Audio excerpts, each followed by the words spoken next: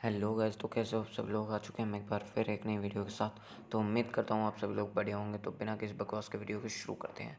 तो एपिसोड की शुरुआत में हम देखते हैं कि एक लड़के को, भाई मुझे तो ये दो ब्रीड का मिक्स लग रहा है। ये सस्ता गैंगस्टर कहता है कि आखिर काम कहाँ तक पहुँचा, क्या तुमने टांग माओलिन को ढूंढ निकाला, आखिर वो कहाँ पर है। ये आदमी कहता है जी हमने उसे ढूंढ निकाला है और वो किमिंग सिटी के नाइटू माउंटेन में है, और हमें ये पता चला है कि वो अपनी पत्नी और अपनी बेटी के साथ पहाड़ों में छुपने की कोशिश कर रहा है। फिर ये सस्ता गैंगस्टर कहता है कि अच्छा, तो टांग माओलिन तुम्हारे पास थोड़ा बहुत दिमाग भी है। फिर ये आदमी कहता है कि हमने टांग माओलिन के पीछे अपने कुछ आदमियों को भेज दिया ताकि वो उस पर नज़र रख सकें, और अगर वो हमसे छुपने की भी कोशिश करेगा तो हम उस चूहे को उसके बिल से खींच बाहर निकालेंगे।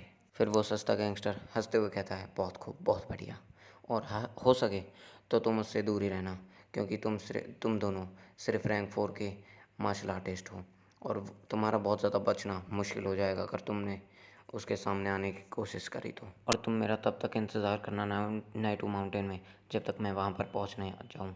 और फिर वो सस्ता गैंगस्टर ड्रिंक लेते हुए कहता है कि टांग माउलिन, ये सब तुम्हारी गलती है।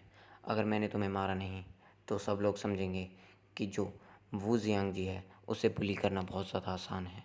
फिर वू जियांग जी इस लड़की को इशारा करता है, जिसके बाद वो लड़की हाँ में सर हिलाती है, और फिर अगले ही पल उसके नाक, कान और मुंह में से अजीब सा लिक्विड निकलना शुरू हो जाता है।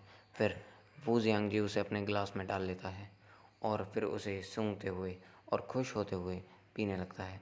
पर उस लड़के की बहुत ज़्यादा हालत ख़राब होती है। फिर जो वू जियांग जी होता है वो एक फ़ोटो निकालता है अपनी जेब से, और वो फ़ोटो किसी और की नहीं, टांग माओलिन और उसकी फैमिली की होती है। फिर वू जियांग जी कहता है अच्छा, तो अभी भी अपनी बेटी के साथ हो। चलो अब देखेंगे कि तुम कितना उसके साथ रहते हो, और अब मेरी एल्बम में एक और कलेक्शन शामिल होने वाली है। फिर हमारा सीन चेंज होता है और हमें टांग माओलिन और उसकी फैमिली का सीन दिखाया जाता है, जहाँ पर वो छोटी बच्ची खेल रही होती है और फ्लोर पर भाग रही होती है। फिर उसकी मॉम कहती है कि तुम थोड़ा धीरे भागो, अगर ऐसा नहीं हुआ तो जो ये फ्लोर है ये बहुत ज़्यादा कच्चा है और ये नीचे गिर जाएगा, क्या पता था हम भी तुम्हारे साथ गिर जाएं। फिर टांग माओलिन अपनी साइकिक पावर को एक्टिवेट करता है और वो पूरे कमरे में और पूरी बिल्डिंग में उसको फैला देता है। जिसके बाद उसकी वाइफ कहती है कि आखिर तुम इतने सस्पिशियस किस लिए हो रहे हो, और तुम बहुत ज़्यादा शक की निगाहों से सब चीज़ को देखते हो, क्योंकि ये रूम बहुत ज़्यादा क्लीन है और यहाँ पर ऐसा कुछ भी नहीं है जिस पे हमें शक हो। बेशक से जो वू जियांग जी है उसकी पॉज बहुत ज़्यादा है, पर वो हमें यहाँ पर नाइटू माउंटेन में नहीं ढूंढ पाएगा। फिर टांग माओलिन अपनी वाइफ से कहता है कि अभी अभी तुम अपनी बेटी के साथ हो और तुम्हें बहुत ज़्यादा चौकन्ने रहना चाहिए। वैसे भी अभी हम अपनी जान जो वू जियांग जी है उससे छुड़ा कर भागे हैं, और वो बहुत ज़्यादा जाने माना जो स्पिरिचुअल मास्टर है जो माइंड कंट्रोल कर सकता है वो है, वो भी रैंक 3 का। इसलिए, और आज तक जिसने भी जो वू जियांग जी है उसे ऑफेंड किया है वो आज तक ज़िंदा नहीं बचा है। इसलिए हमें हमेशा चौकन्ने रहना चाहिए। और अभी तो मैं सिर्फ ये उम्मीद कर सकता हूँ कि हम बस उससे कैसे भी कर बच जाएं, और फिर उसके बाद हम तुम्हारे डैड के पास रहने के लिए चले जाएंगे 2 या 3 साल के लिए। और अगर हाँ वो वहाँ पर भी हमें पकड़ने के लिए आया तो फिर मैं तुम्हारे डैड के साथ मिलकर उसका सामना करूँगा, जिसके बाद वो अकेला और हम दोनों होंगे। टांग माओलिन की वाइफ कहती है कि मैंने अपने डैड को बहुत सालों से नहीं देखा, आखिर वो कैसे होंगे और उनकी फ़िज़िकल हेल्थ कैसी होगी। फिर टांग माओलिन कहता है कि तुम्हारे डैड बहुत ज़्यादा बढ़िया होंगे, क्योंकि लास्ट टाइम जब मैंने उन्हें देखा था तो वो रैंक 2 की पीक पर थे, और वो वैसे भी वो एक स्पिरिचुअल माइंड मास्टर हैं, और क्या पता वो रैंक 3 पर भी पहुंच गए हो, और कोई उनका कुछ नहीं बिगाड़ सकता। और उनकी फ़िज़िकल जो हेल्थ है उनकी तो तुम बात ही मत करो, वो ठीक होंगे बिल्कुल। फिर अगले सीन में हम लूशेंग को देखते हैं, जो कि बाहर खड़ा होता है और उसने भी ये चीज़ सेंस कर ली होती है कि टांग मोली ने अपनी जो स्पिरिचुअल एनर्जी है वो बाहर तक फैला दी है। और फिर वो एक आदमी को देखता है जो कि किसी पर नज़र रख रहा होता है। फिर वो कहता है आखिर ये इंसान, ये मुझे कुछ सस्पिशियस लग रहा है, और वो किस पर नज़र रख रहा है। चलो छोड़ो इस बात को, अगर इसने मेरे सामने आने की कोशिश करी और मेरे लिए दिक्कत बनने की कोशिश करी तो मैं इसे उसी समय ख़त्म कर दूंगा। फिर लूशेंग अपने पास से एलेक्सर निकालता है एक, फिर उसे खाते हुए कहता है कि जब तक मेरे पास ये एलेक्सर्स हैं तब तक मैं उस जो मास्टर था उसकी इमॉर्टल बॉडी को रिफ़ाइन कर लूँगा और अपना बना लूँगा।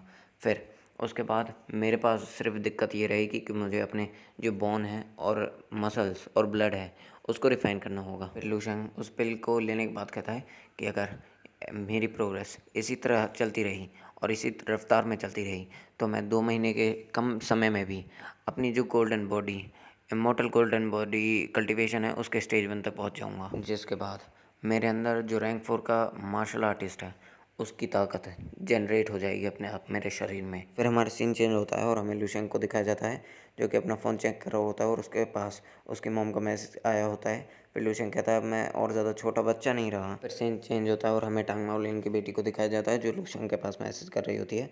फिर थोड़ी देर के बाद लुशेंग बहुत ज़्यादा गुस्सा हो जाता है और उसे ज्ञान देने लगता है। फिर लुशेंग बहुत ज़्यादा थक हार कर अपने फ़ोन को साइड में रख के सोने लगता है और कहता है चलो देखते हैं कि आखिर मैंने पिछले दिनों में कितनी प्रोग्रेस की है।